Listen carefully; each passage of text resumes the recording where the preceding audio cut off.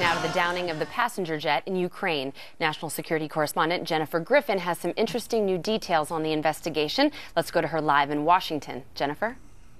Andrea, State Department spokesman Jen Psaki confirmed earlier today there was one American on board Flight 17, a dual Dutch-U.S. citizen traveling on a Dutch passport, Quinn Lucas Shansman. We have a photograph of Quinn now, I understand.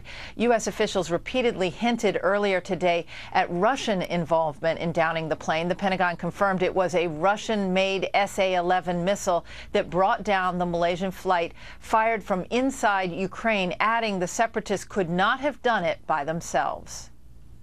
We see no hint that Russian support for the separatists has ceased. In fact, we believe that Russia continues to provide them with heavy weapons and other military equipment, financing as well, and they continue to allow these Russian fighters to enter Ukraine freely.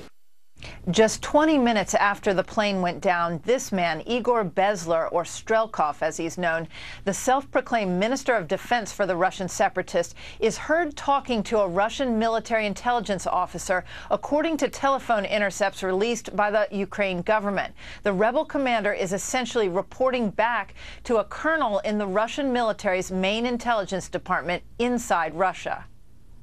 The plane fell apart in the air, in the area of Petropavlovskaya mine.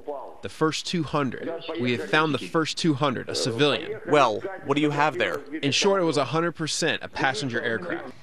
This war can be ended. Russia can end this war. Russia must end this war.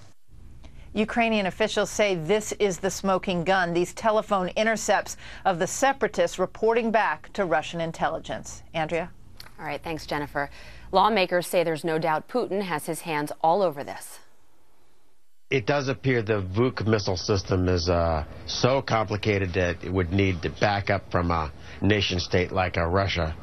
That would mean that Russian armed forces are directly involved in this wrongful death of roughly 300 people.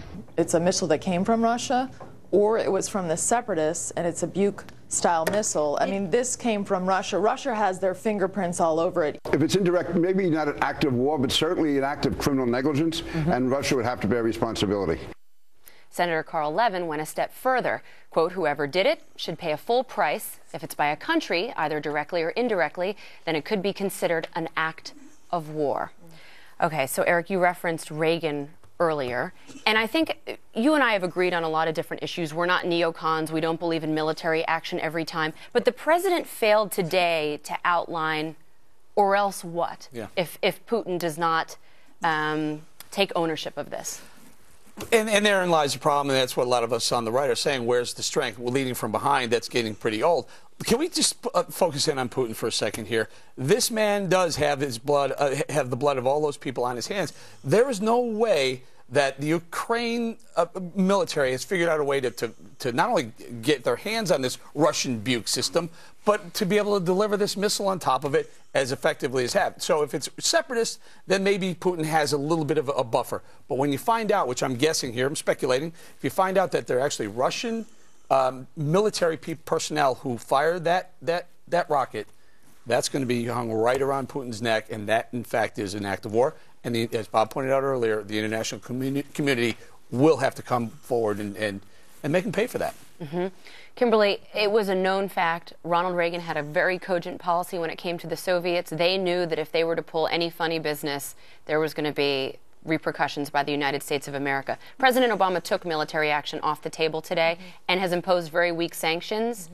Do you think the Russians are fearful? No, I don't. I think that they're not fearful at all. In fact, they've been pretty bold and brazen with respect to their response here. My concern, when you look at this from a legal perspective, you see the crime scene. There's questions and concerns about whether or not that has been tampered with, whether or not the Russians have removed things from the scene. Then there's some questions about specific intent. Did they intend to shoot down a commercial aircraft, or were they trying to shoot down something else? Doesn't matter. The law won't excuse it. Transferred intent. All of these things we have to look at to determine who exactly should be held accountable and whether or not we can create a nexus between this act of terrorism and directly tie it to Russia.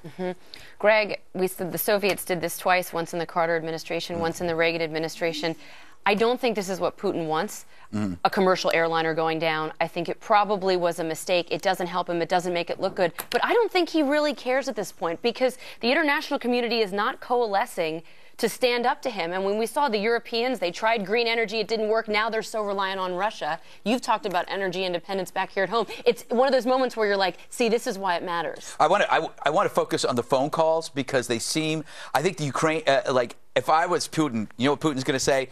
Obviously, these were actors hired by the Ukraine, and it was planted because that's what you're actually, you're hearing things like that on RT, Russia Today, the most insane network on this planet. They make Pravda seem like Fox News. They're so far to the wacky. They're saying that Kiev actually might have, the Ukraine might have actually shot down the plane and blamed it on the Russians. The fact is, the Malaysian airplane flew over there to save on fuel, which was a mistake, I think.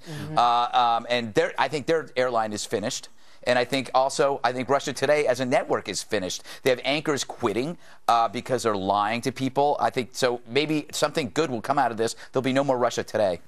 Bob, you heard some Democrats that we quoted, Senator Carl Levin, among others today, taking a pretty firm stance, even Samantha Power. Can you see a bit of a Democrat divide in the next couple of weeks if they're separating from the president's response with something stronger? No, because just like Ronald Reagan, they're not going to be able to do anything about it. I can't think of one single thing that you talk about that airplane with Reagan. I don't see it.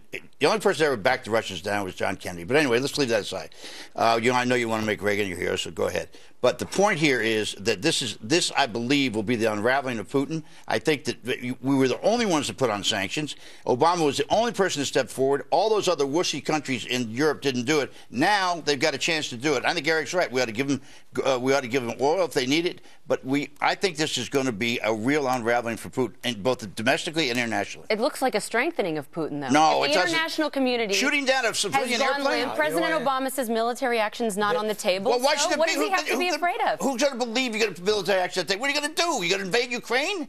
It's like listen to John McCain. Shoot your mouth off all you want. When you guys are in the opposition, it's easy to say he's weak. Put troops on again and see what happens. You just move the troops close there. I see. Okay. That's what you do. Not a bad idea, but also go at them where it really hurts Russia. The thing that really could hurt Russia is the dollar, the petrodollar. Absolutely. And if you go ahead and subsidize the oil transfers to other parts of Western and Eastern, even Western and Eastern Europe. Force them into a recession, an economic recession. Russia. They don't want that. that. That's what you need to do. Well, you got to get our allies Freeze to go them out along with diplomatically and squeeze them where it hurts. All pump. right.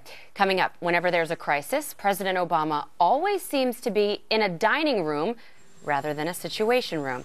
Well, yesterday, he hit the fundraising circuit last night right here in the Big Apple, just hours after the plane went down in Ukraine.